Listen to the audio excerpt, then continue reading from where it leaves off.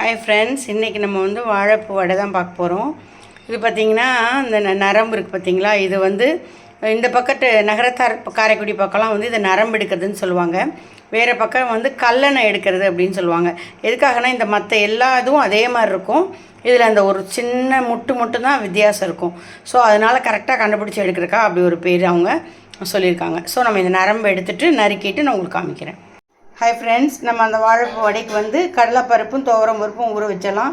இது பார்த்திங்கன்னா நான் அரை உலக்குனா வந்து 100 கிராம், அதுலேயே நான் கொஞ்சம் முக்காலாக தான் எடுத்திருக்கேன். ஸோ அதை வந்து நான் கடலைப்பருப்பு போட்டுறேன். அதுக்கு வந்து நான் துவரம் பருப்பு அதில் பாதி. ஸோ இதுவும் எடுத்திருக்கேன். இதோடு வந்து ஒரு 4-5 அரிசி போட்டு நான் இதை ஊற வைக்க போகிறேன். ஹாய் ஃப்ரெண்ட்ஸ், பார்த்திங்கன்னா நம்ம வந்து இப்போ வாழைப்பூ வடைக்கு வந்து 4 வரமிளகா, கொஞ்சம் சோம்பு, கொஞ்சம் சீரகம், கொஞ்சம் பெருங்காயம் எடுத்து வச்சுருக்கோம். நம்மளுடைய பருப்பு ஊறிடுச்சு. நான் உங்களுக்கு வந்து இப்போ மிக்சியில் போட்டுட்டு காமிக்கிறேன். ஹாய் ஃப்ரெண்ட்ஸ், நம்ம வந்து நம்மளுடைய அந்த பருப்பை அரைச்சிட்டோம். வாழைப்பூவையும் கருவேப்பிலையும் பொடியாக நறுக்கி வச்சுருக்கோம். இதில் வெங்காயம் கொத்தமல்லி நறுக்கி வச்சுருக்கோம். ஸோ நம்ம இதையும் வந்து இதிலே போட்டுடலாம். போட்டுட்டு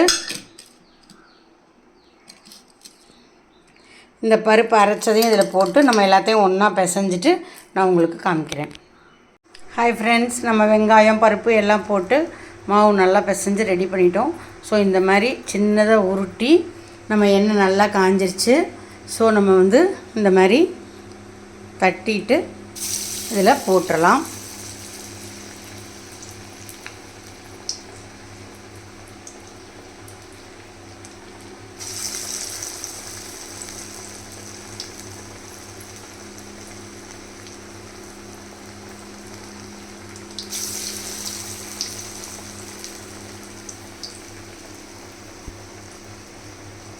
ஸோ அருமையான நம்மளுடைய வாழைப்பூ வடை ரெடி ஆயிடுச்சு.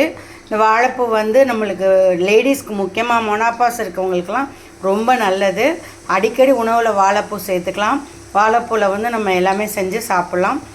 வடை வந்து இப்போ இன்றைக்கி ரொம்ப டேஸ்ட்டாக இருக்குது. இந்த வீடியோ உங்களுக்கு பிடிச்சிருக்கான்னு பாருங்கள். Thank you friends.